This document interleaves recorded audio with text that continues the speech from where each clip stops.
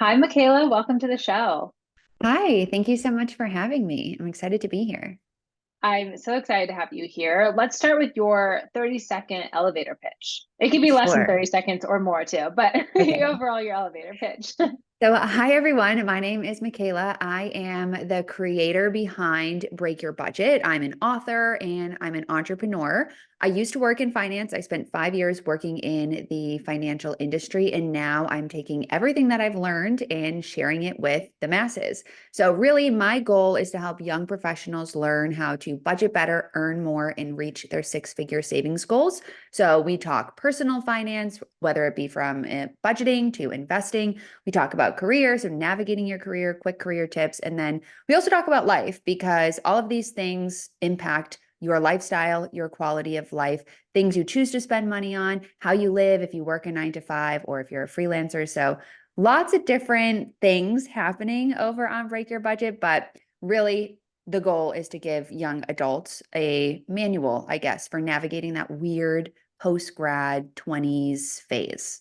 Yeah, I think too, that's that phase where you either kind of figure out finances early on and you're really very well set up in your 30s and 40s, or you wake up in your 30s, 40s, 50s, whatever, and you're like, so I'm so happy you're targeting that group because it's an important group, and that sometimes timing can be important with that. So tell us about your financial journey and how it started.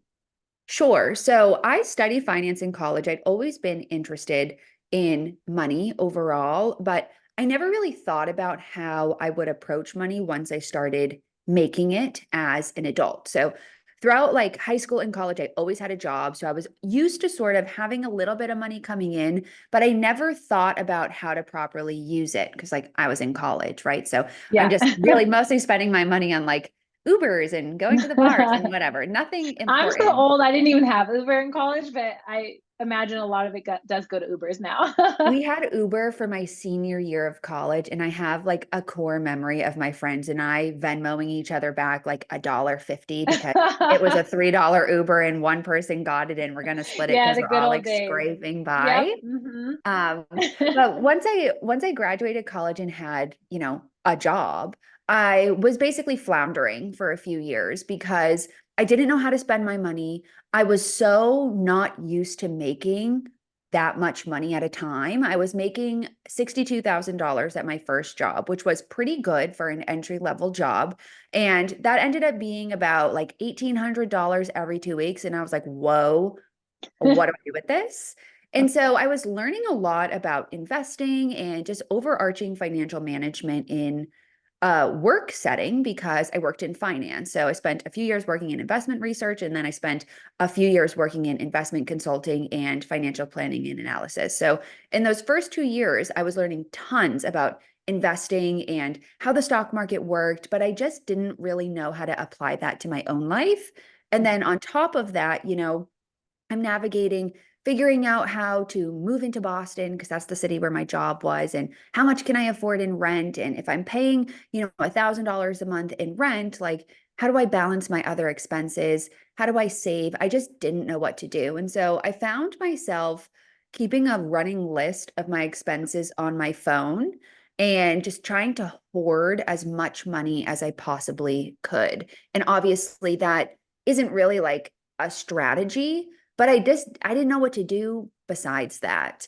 And so I spent some time putting together a budget. I found like a free budget template online. And that was one of the major catalysts for me for really starting to look at my money. And there was one instance I remember where I was looking on Zillow at like, what would it cost for me to have a condo? Because I feel like people were always feeding in my brain, like, go buy a condo, don't rent, whatever. And I didn't know any better. So I started looking at that and I'm like, oh, wow, like this at the time, this was 2017, this could be something I could actually do in a few years if I really put my mind to it. And so having that goal in the back of my mind was something that started to motivate me to really pay attention to my financial situation.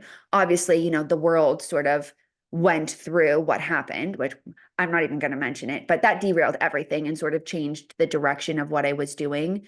But that was the beginning of my financial journey. And I would say during the time where we were all at home and like we were working from home and stuff, I actually moved into my parents' house. I moved out of Boston because I was like, there's no point in me paying Yeah. rent in this little teeny apartment with four other people, which was my living situation at the time. And I basically just buckled down on my financial situation and was also sharing that with Break Your Budget. So I'd started Break Your Budget in 2019 as sort of a spending diary to like kick my ass into gear essentially and like hold myself accountable, share what I was learning at work with other people who, probably weren't learning it in their jobs. And it all started to snowball. But I will say, Break Your Budget has been such a catalyst in my own financial journey because I've found that it is my accountability partner in the sense that I share all of this information online about you have to have goals and you have to have a budget. I can't say that if I'm not actually doing it. And so it's really held me accountable to my own financial journey, Yeah. and exploring more and learning more and trying to share that information in a variety of different ways. And so, yeah, now I'm, 28. I live in LA. So big life change, moved from Boston to LA. I'm self-employed. So I was able to quit my job. And I feel like I've sort of unlocked like a new financial era for myself, which is exciting. And yeah, that's the journey. Well, and I would imagine self-employment is a whole other financial journey because self-employment sometimes comes with consistency of paychecks, but a lot of times it doesn't come with consistency of paychecks. So then there's that whole other piece. But I want to focus on sort of, a lot of the people who listen to this podcast do have jobs, and that means they do have a consistent income, and they're trying to figure out probably what you were thinking is like, what do I do with this? Things to think about. And so you have a fantastic Instagram that's very educational, but you also, I think, to your point, use yourself as the guinea pig for a lot of this, which is really nice. Mm. We've definitely have talked about investing on the show before, but I love that your angle of budgeting. I don't think that's a word that we've talked as much about over here.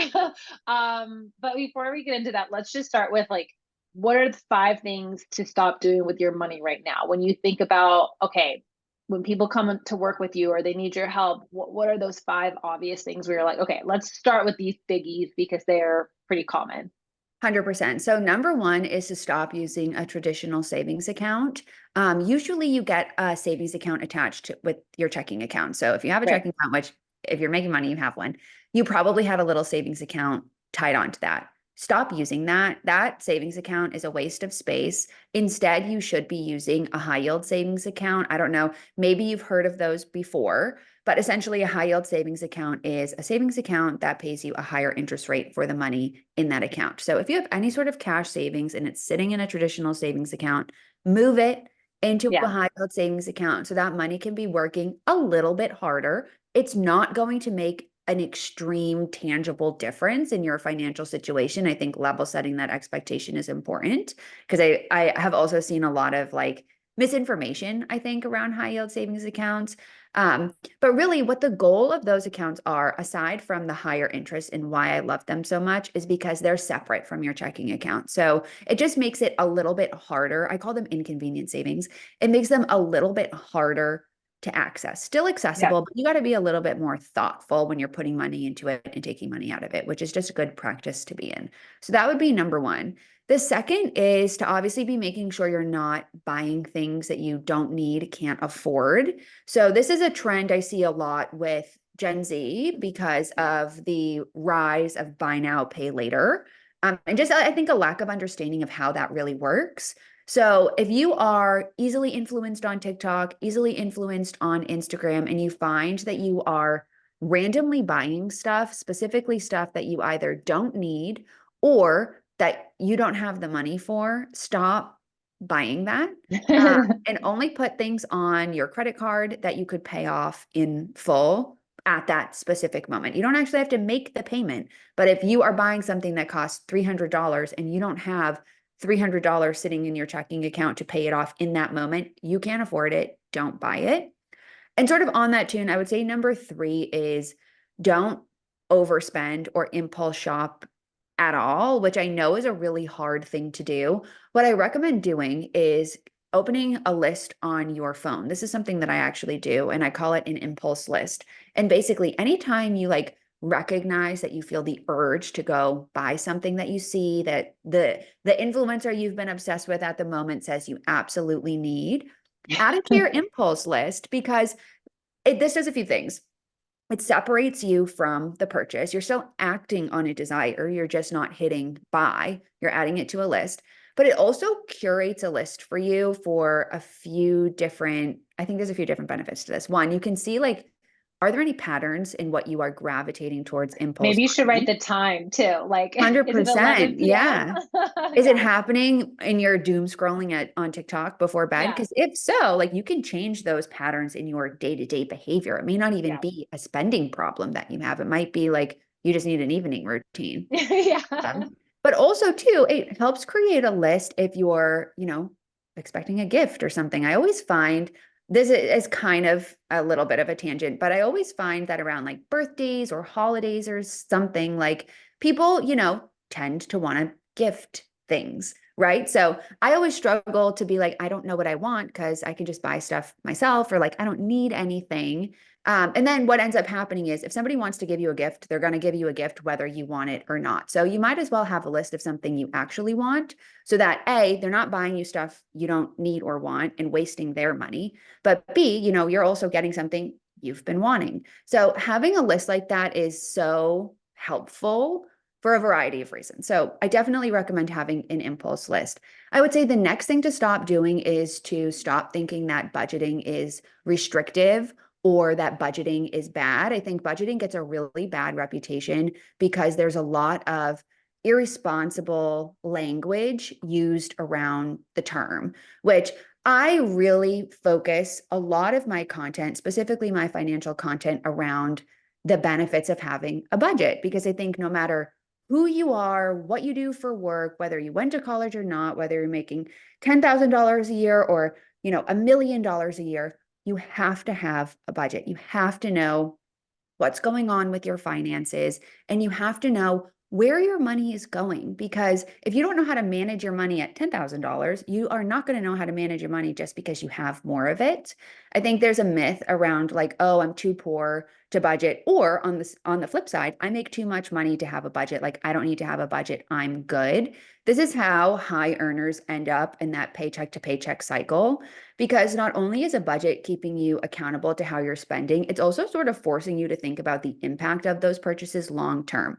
So it's way easier to succumb to lifestyle creep, to make big life altering purchases that you truly can't afford long term, like maybe buying a new car or upgrading your apartment or something. Because if you're not putting those expenses in the context of your financial situation now and into the future, you're not really seeing the impact there. I actually saw a video of a woman who was saying like she got a raise at her job. She was really excited and she ended up upgrading her apartment into one of those luxury buildings. And this is like a textbook case of lifestyle creep. And when she was making that decision, they could verify her income and everything, but she didn't think about beyond like, oh, I can make the rent payment. So she's like, I live in this beautiful apartment, but I don't ever leave it because I can't afford to go out to dinner anymore. I can't afford to go do things with my friends because I got to make my rent.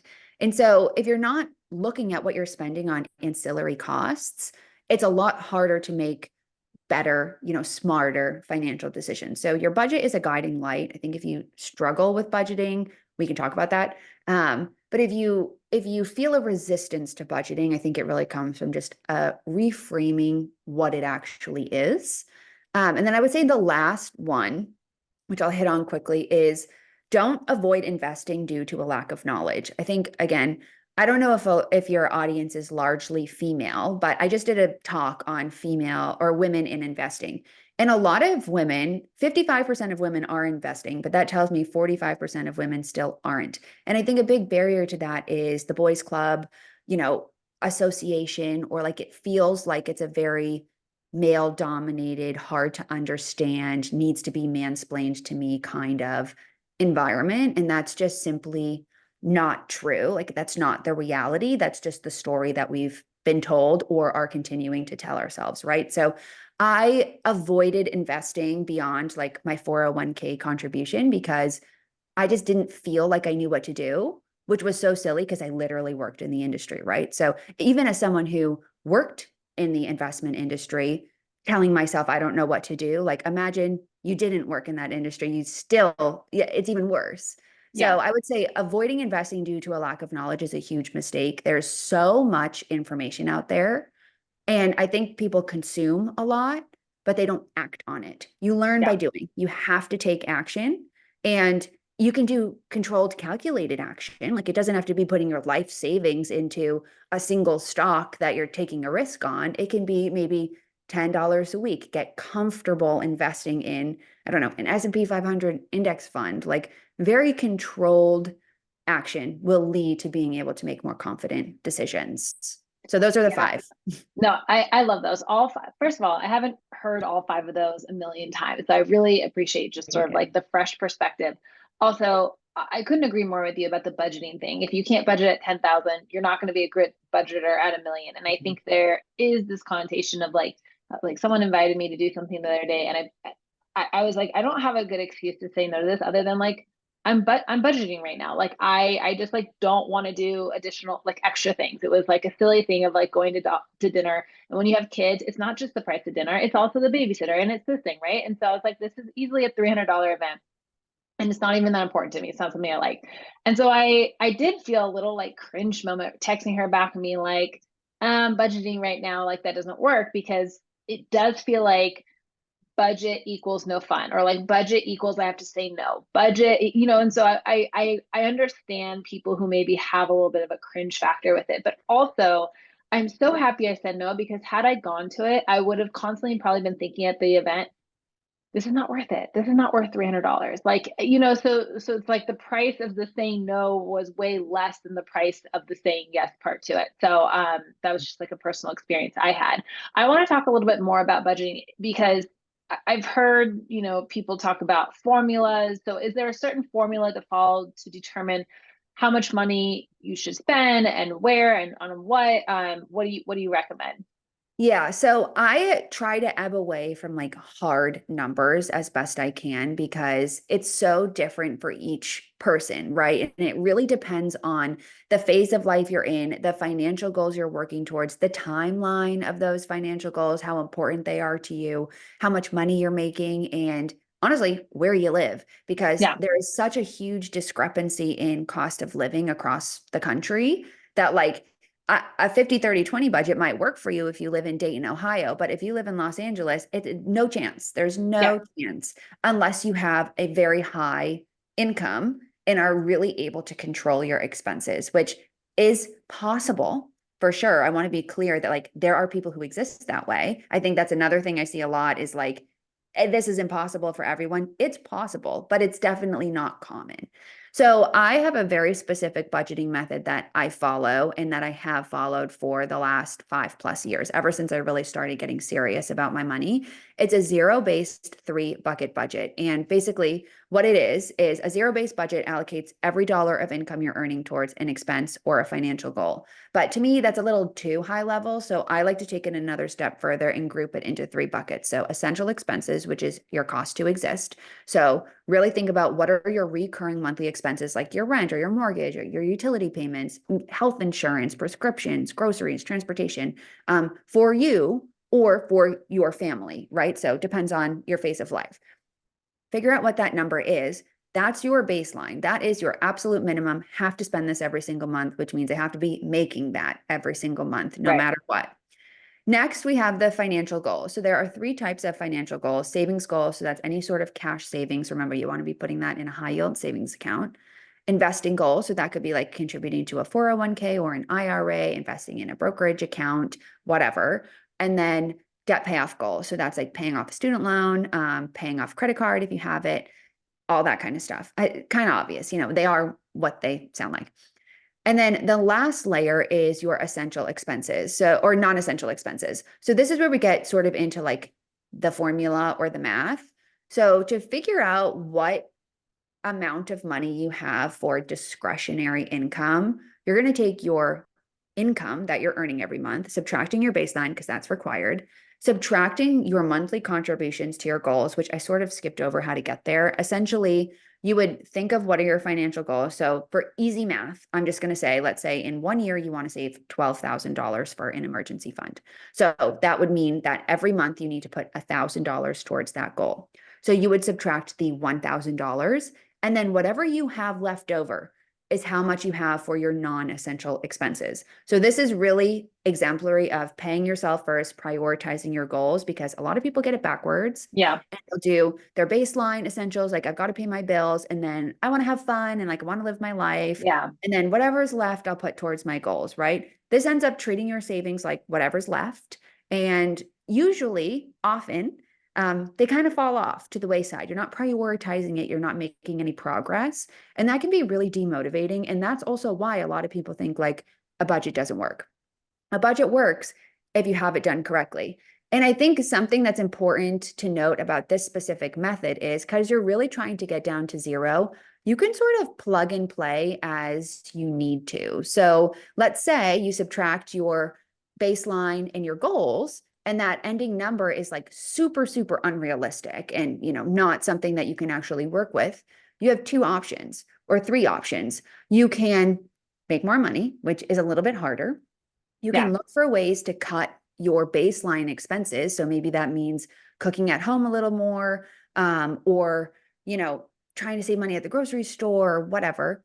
Or you can extend the timeline on your financial goals. So if you want to save $12,000 over 2 years, that's $500 a month. So that frees up a little bit more money. You can reprioritize. So you don't have Right. to work towards every goal every month all the time. Maybe do one goal this month, change the goal next month, and you're sort of working towards two, but you're not putting all that pressure on yourself. So it just makes it a little bit easier to puzzle piece things together to get to a budget that actually works for you. Yeah. So that method I have found a lot of success with. And even as my income has changed, it's just made it way easier for me to ensure that I'm not succumbing to lifestyle creep, that I'm controlling my expenses and not spending significantly more than I really need to. Right. No, I love all this. Okay, as we wrap up, what are some budgeting tools or apps that you really love? So if anyone's listening to this and they're like, I'm gun ho, I'm on the Michaela game plan. What are some apps? I mean, there's a ton out there, or resources that you really like, and we can put those in the show notes too. Yeah, so I'm a spreadsheet person and I do have a spreadsheet. It's called the Personal Finance Dashboard. It's the tool that I still use. I've used it again for the last 5+ years. It's designed to be a zero-based 3 bucket budget. I really, really like it because I can put together my annual plan. I can easily track my expenses and track my progress towards all my goals, but it also spits out information for me to be making these better data-driven decisions. So like when I was looking at my finances at the end of last year, I'm like, oh my God, I spent $5,000 on shopping and I don't feel like my closet reflects that. What was Yeah. I doing? How can I change that Yeah. next year? And as a result, I've definitely changed the way I'm approaching spending money. I'm building a capsule wardrobe. Like it really has influenced my financial decisions on a regular basis. So Yeah. that's the spreadsheet I would recommend. If you are not a spreadsheet person, which is totally fine, there are a few apps that I've sort of personally vetted and like because I know there are non-spreadsheet people out there. My favorite one is You Need a Budget. I Me really too. like it I love that one. because it's very comprehensive. You can use it on your desktop, which I am a big desktop budgeter. I think it's a much different experience. And I also don't think your budget needs to be on your phone, like breathing down your neck all the time. Like if you Yeah. check it, you're fine. Once a week is totally fine. I also really like Copilot. I think Copilot does a great job of accurately categorizing expenses, which I find a lot of apps really don't do very well. And I was recently put on to the Nerd Wallet app, which I've been playing around with as of late. Really, really awesome app. And it's also free. So we love that. So Yes. those are my three budgeting app We love tricks. free when we're doing budgeting for Yeah. sure. Although I will say, if you feel like I'm a big proponent of paying for budgeting, because if you pay, you'll actually pay attention, Yeah, and you'll it's true. actually use it. I would say 90% of the people who tell me they created a budget and didn't stick to it, they're not paying for the tool. You've got no skin in the game when that happens. You don't have to pay forever, but if Yeah. it's going to get you to show up, then the $5 a month is worth it, in my opinion. Yeah, absolutely. I think that Michaela, this is just like awesome advice. We have to have you come back and talk about like financial routines and like habits Sure. because I really love, I mean, I'm such a habitual person and I always tell people I'm like, you want to be successful, like get really good at boring stuff, right? Like Mhm. I it's like there's nothing glamorous about, you know, maybe budgeting, but it works. Like the simple method works, and I like the Consistency. simplicity of it. I also will tell you that at least in my experience, I think there's nothing more empowering than being so aware of where your money's going, how much you make. Like you should just know those numbers. It shouldn't be a thing that Mhm. you have to look up. I mean, I really like that. So, okay, tell everyone where they can find you, follow you, and we'll put all of that in the show notes as well.